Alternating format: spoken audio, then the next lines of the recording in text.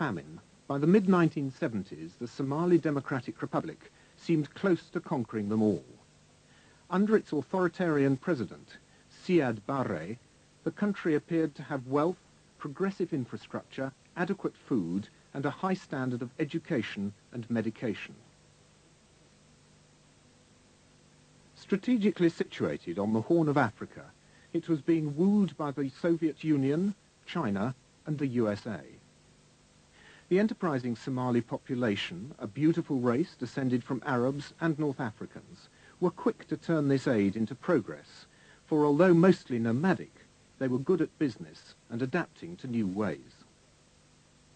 In the late 19th century, the capital, Mogadishu, its name meaning seat of the Shah in ancient Persian, was being considered by the colonial powers.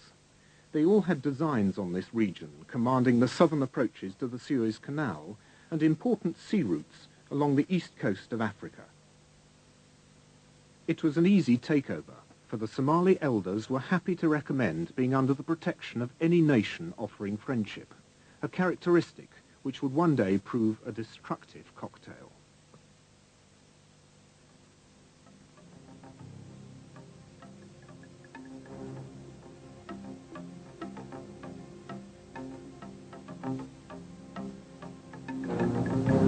The Italians were the most avaricious. Since the late 19th century, they had been racing to incorporate the whole Horn of Africa in one big colony. Eritrea was already under their influence. However, France took the northwest around Djibouti, Britain the north, and the Italians the south, by far the biggest and most productive part.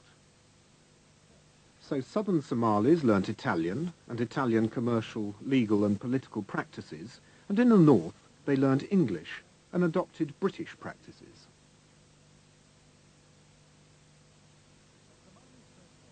A Somali's first loyalty is to his sub-clan, then his clan, the basis of Somali culture, and these allegiances run deep.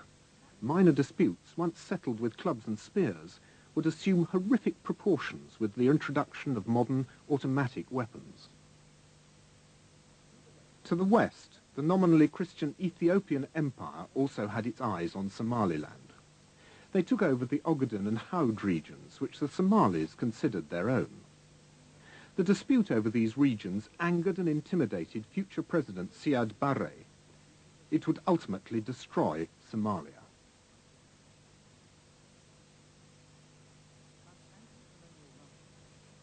But anti-colonial rumblings had started long before his birth, and being a Muslim country, it was religion which started them in 1898. Mohammed Abdullah Hassan, dubbed the Mad Mullah by the British troops, declared a jihad against the Christian invaders from Europe and Ethiopia. A master tactician, he could not be defeated. He died in the influenza epidemic of 1920, shortly after British bombers destroyed his fort at Telle. The dream of a united Somalia temporarily died with him. With Somali resistance broken, the Italians developed plantations around the only two areas where there are permanent rivers, the valleys of the Shabelle and the Juba. Vast quantities of bananas, sugar and cotton were soon being exported to Italy under preferential financial deals. By the 1970s, bananas alone contributed 35% of Italian Somaliland's export earnings.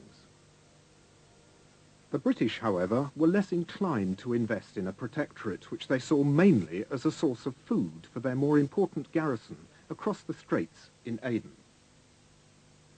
In August 1940, the Italians captured British Somaliland, but 7 months later, Commonwealth forces retook the territory, gaining Italian Somaliland, the Howd, and the Ogaden in the process. Most of the nation was now united, even if under the British. A regenerated mood of national awareness was soon disappointed. Once again, the Ogaden was the cause. Ernest Bevin, the British Labour Foreign Secretary, wanted Somalia to remain united, under the British, of course. Emperor Haile Selassie, not unsurprisingly, demanded in 1949 that the area be returned to Ethiopia. The US, wanting a base in Eritrea, agreed. The UK gave the region back, and the UN ruled that Italian Somaliland be placed under a UN trusteeship for 10 more years, administered by Italy. Somalia was once again divided. The UN were to play another indeterminate role in Somalia over 40 years later. In 1960, the two colonies became independent, and on the 1st of July that year, united to become the Republic of Somalia.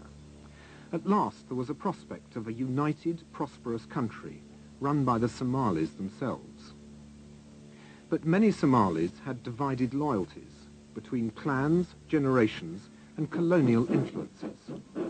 The armies marched differently, the legal and commercial procedures differed.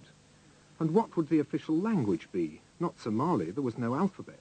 English, Arabic, or Italian?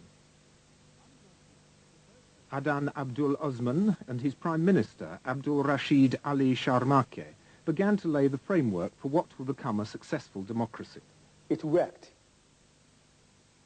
Why it worked is because people felt that the politicians can be changed through a multi-party system.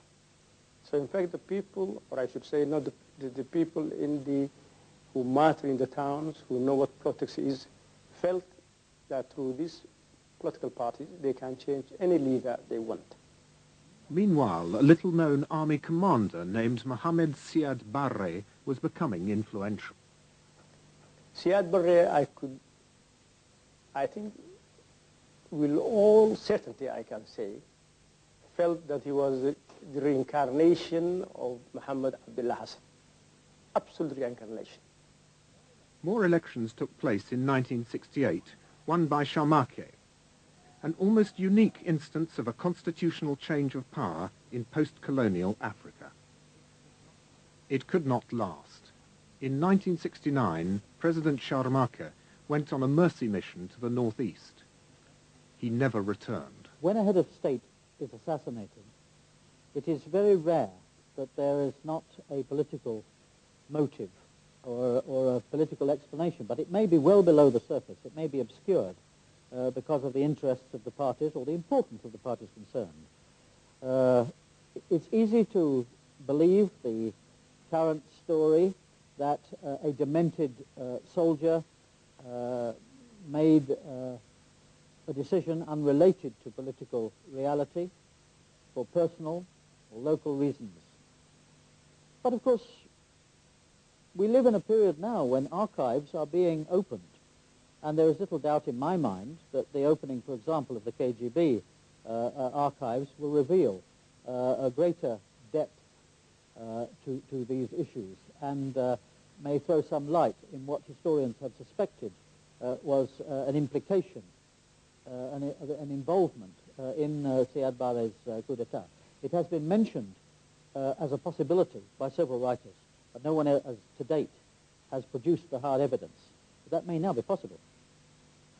A few days later, on the 21st of October 1969, Radio Mogadishu announced that Major General Siad Barre had staged an allegedly bloodless coup. Relentlessly making decisions, he quickly consolidated his position. Proclaiming himself president, he abolished the National Assembly and personally headed an appointed 25-member Supreme Revolutionary Council. Initially, the people supported him. Born in the Ogaden, he was an anti-colonialist. Many who hadn't supported the coup were detained, including then-Colonel Mohammed Farah Aidid, who had always distrusted Barre. An affiliation. It was a refreshing break with tradition, but it would not last. Barre, then gaining aid by cleverly setting superpower against superpower, was trying to turn Somalia into a modern state. While the Russians provided arms and advisors, Chinese money and loaned workers built roads into the interior and along the coast, linking towns that had never before been easily accessible.